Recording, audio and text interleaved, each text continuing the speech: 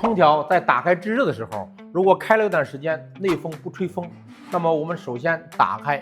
我们上盖摸一下我们冷静器是否在热。如果冷静器要热的话，不吹风，那就是我们的管温没有感觉到热，这会儿更换我们的管温就可以了。咱们空调制冷都很好，有的空调呢制热效果不太好，而我们海信空调呢，97年就生产了第一台变频空调，性价比高，对流又足，省电，而且能耗低。特别在制热的时候，最能体现出它的效果。我们管温，它的感觉，我们内机冷凝器热了以后呢，它就会通过组织变化告诉我们的主板。当我们主板收到信号以后，它热了，那么它才开始吹风。所以这叫防冷风功能。所以说，在我们有时候感觉开了一段时间以后，内机冷凝器非常热，而且呢不吹风的时候，把它换了就好。